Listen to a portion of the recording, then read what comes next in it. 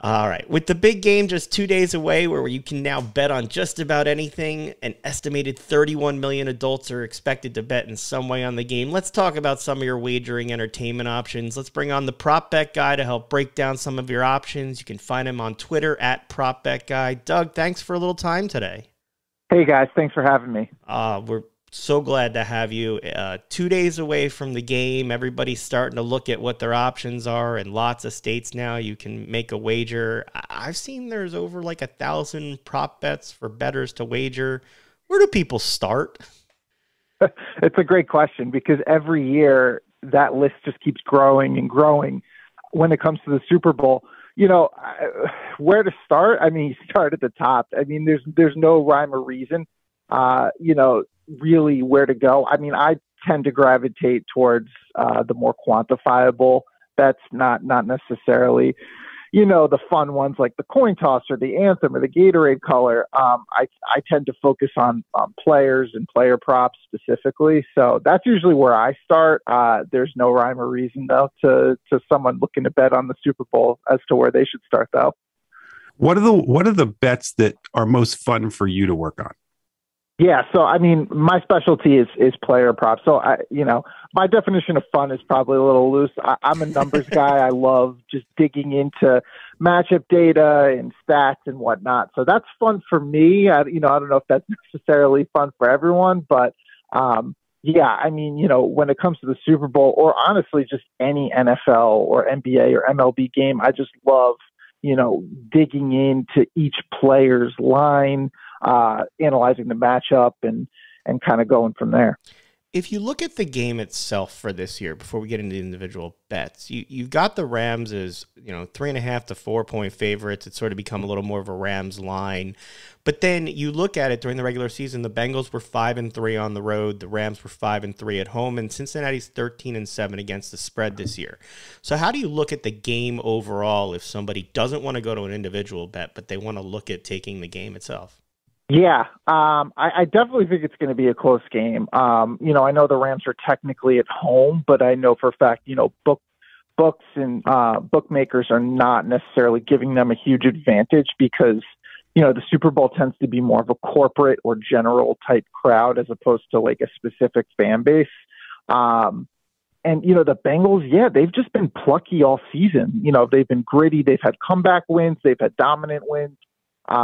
I'm not necessarily thinking they're going to win outright, but the Bengals on the spread seems like the way I personally would lean. So if we look at some of the in-game prop bets, we'll talk about some of the special stuff afterwards. But I mean, for people who haven't done it, you can bet on everything from the result of the first drive to who will call the first time out. The thing that I was surprised by seems to be in the top 10 this year is the over-under on Evan McPherson's field goals. How often do we see a field goal kicker as a top 10 prop bet in what Cincinnati's rookie kicker, who's never played in a game like this, now is going to have all his money on him? Yeah, he's been all the rage. I mean, he's made every big field goal that the Bengals have asked of him, throughout the playoffs and the regular season. And he's been money. I mean, those kicks, those 50-yard field goals have been going through with ease. So I think he's definitely a popular guy when it comes to, looking at individual players and how they're performing. I tend to like the over on his kicking points or field goal props just because the Rams are pretty bend don't break defense. So I think the Bengals will find themselves in field goal position plenty this game. I cannot believe that we're on the radio and we're talking about kickers. And it's a huge I know, it's like with a these top two 10 teams, bet. he's the first guy you asked me about. Yeah, exactly. I was just well, that's Jason. I was just surprised with all of the offensive weapons. Like obviously, you see the over/unders with the running backs and their rushing yards, with the receiving and the options there. That a kicker bet with all the attention. I mean, if you look at the playoffs so far, you're a man who's watched it. How many games have come down to that last kick? You think we got a chance of seeing that again here? It wouldn't surprise me. Yeah, I definitely think there's a chance. I mean, the past two rounds have been just fantastic with these, with these last drive type wins. So, I mean, I definitely could see it coming down to either, McPherson or Matt Gay on the Rams side. All right. So the football part of it, always fascinates me because people I don't think realize how much goes into coming up with a number. But what confuses me is the ones that are non-football related. Like, how exactly does someone go about evaluating how long the national anthem is, or how many times Snoop Dogg is or is not going to take a puff on stage? Like, let's start with the national anthem. What kind of research can you do to make sure to give like a reasonable estimate of how long the national anthem is going to take?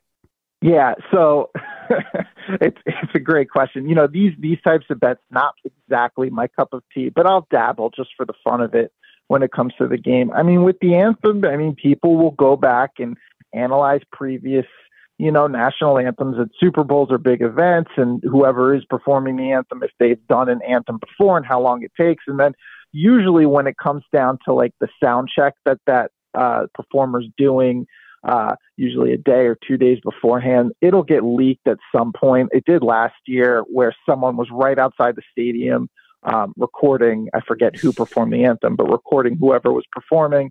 And I think it went clearly over whatever the line was. So everyone started hammering the over. So it's just, you know, it kind of comes down usually to inside information at the last second. You know, another one that I'm sure not is your favorite, but seems to be, I mean, as I used to see, the most bet thing on the game is the coin flip, which is like, it's all luck. But now I saw you can bet on the decision that the team makes after the coin flip.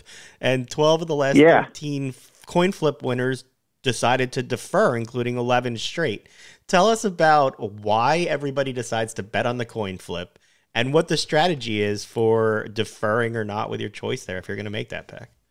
Look, people want, you know, if you want a quick, fast way to either, you know, make or lose money, I mean, the coin flip, that's it. I've heard stories about people, you know, in Vegas where, you know, there's just loud eruptions and people are outside thinking, oh no, the game has started. No, it's just the coin flip happened and people bet on it. I mean, it's just, you know, it's kind of like, you know, going to the roulette table, taking a spin. It's really just, you know, chance and just seeing how it unfolds. But yeah, when it comes down to the decision, I mean, you know, I think both teams would probably defer if they did win. So I definitely like that bet. All right, I've got one that seems like a lock to me, but it's a good thing I don't drop my own money on this anymore. He's been one of our guests, Ickey Woods, here on the show.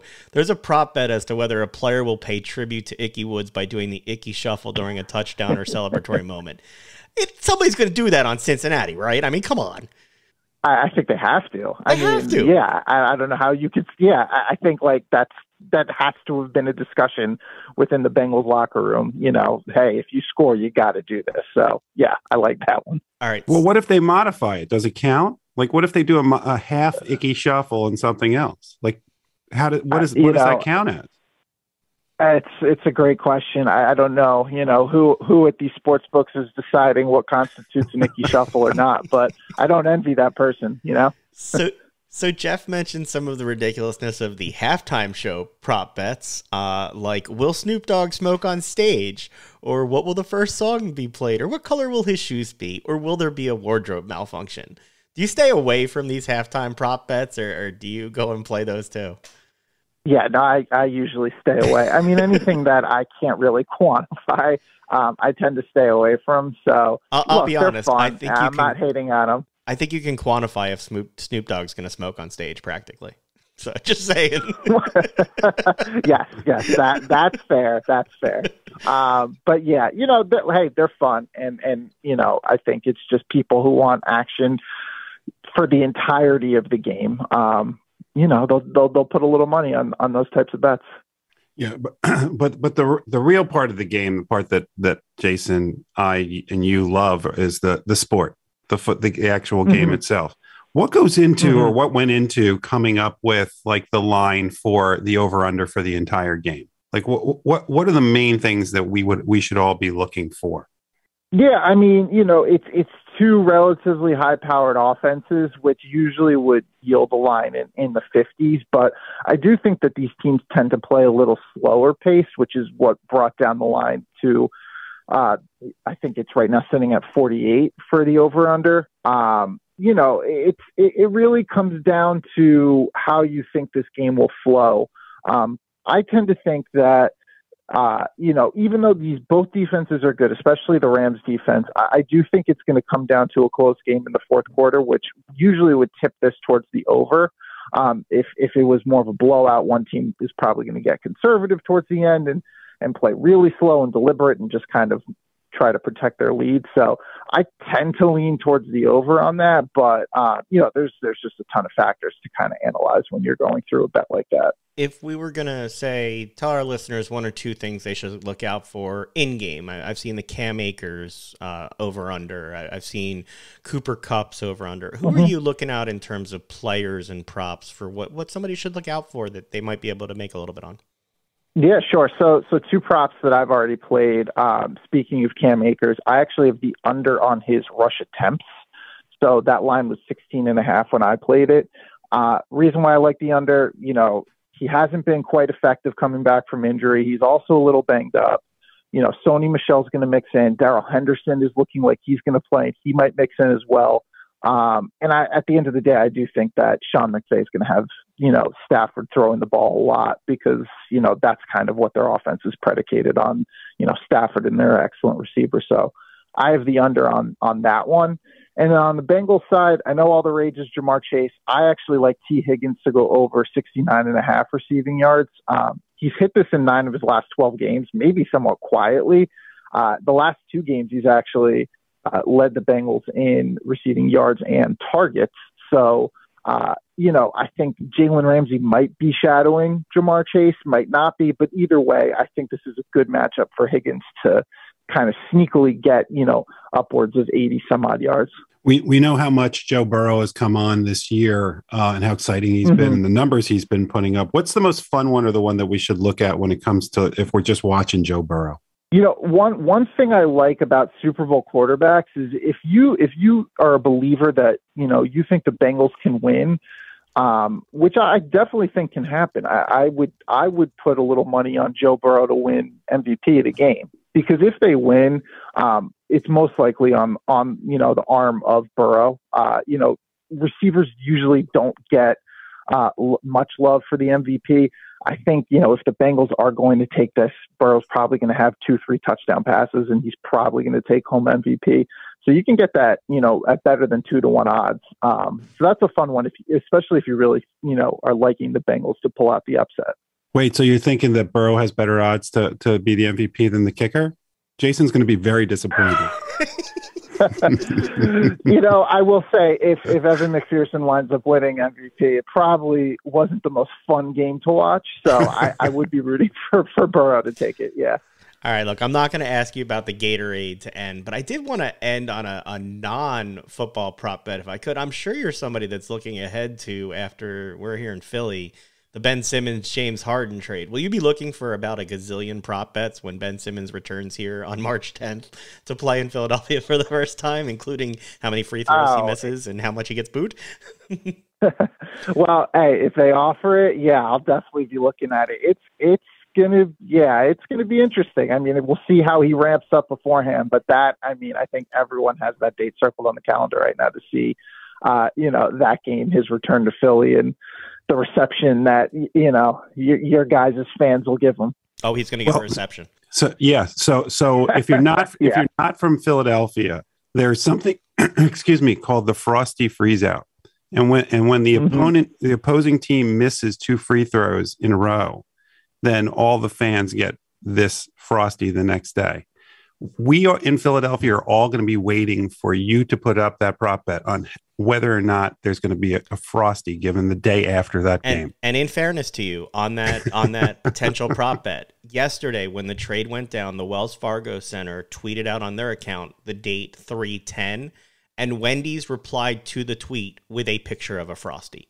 So that's amazing. We've got Wendy's trolling these prop bets now for you out there. So, Doug, we really appreciate the time. Where can people follow along for you and see your latest things going into the game and then after that? Yeah, appreciate it, guys. You follow me on Twitter at PropBetGuy, and all my picks, as well as all of our analysts' picks, plays, props, parlays, pickswise.com. We have a huge Super Bowl hub, but we also do every sport every day. So check us out. Good resource for any bettor. Thank you so much for the time. Wish you best of luck with the bets and everybody else who's watching you, and let's hope for a good game. Appreciate it. Thanks for having me, guys.